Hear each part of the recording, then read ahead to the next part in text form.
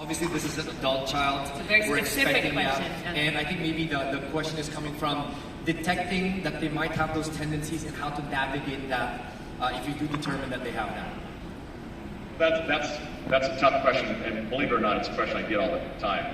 And everybody can have a different opinion when it comes to gender issues, and the fact is that she could be living with a same-sex situation and not in a sexual relationship, but a lot of times where a parent has an intuition that that might be the case, it probably is the case. With an adult, and I'm speaking as adults, not to the younger, about a younger kid, but with an adult, I think, I'll tell people this all the time, does your daughter know how you feel?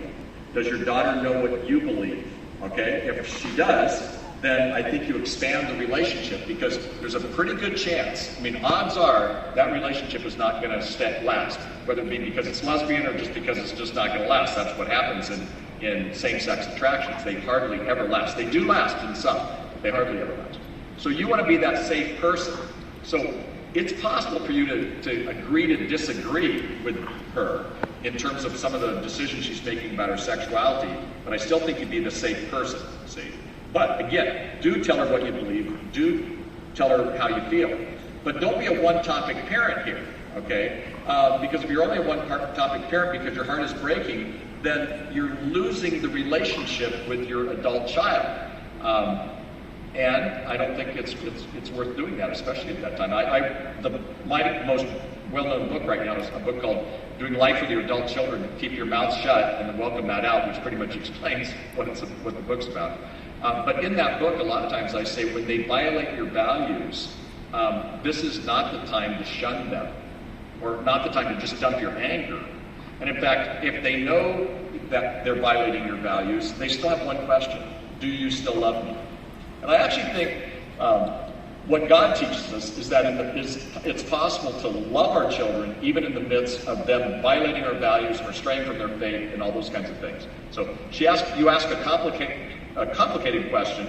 I can't do justice in 3 minutes, but I would get help. I would talk to other people about it. And sometimes parents, when their kids are making poor choices, the parents won't talk to anybody about it. But this is not the time to do that. This is the time to get help. The Bible is very clear. Where there is no counsel, the people fall. In the multitude of counselors, there is safety. And one last thing, talking to you who have adult children, and we're thinking about millennials and Gen Zs. And one of the things that's distinctive of millennials and Gen Zs is that they view tolerance as a form of loving. And so sometimes, around the table, you have tough conversations because they might see you as intolerant if you have a different view, especially when it comes to gender issues. I think it's possible to have a different view and still show deep love. We have a friend who is gay, and we had a birthday party for him. Now, he knows I don't agree with his lifestyle, but I'm the only Christian he knows who isn't shunning him. And so one time we had this birthday party, we're singing a happy birthday song, kind of random, and he leads over and he goes, "Now, I thought you guys were Christians," meaning as Christians, you're not supposed to like me, or you're not supposed to love me, or you're not supposed to care for me. I think that puts your daughter, back to your question, I think that puts your daughter in disequilibrium when they see that it's possible for you to love but not accept necessarily her behavior. Long answer, complicated answer, we can go on and on with that. Thank you, Dr. Burns. Great. I mean, this is a very touchy subject, and there's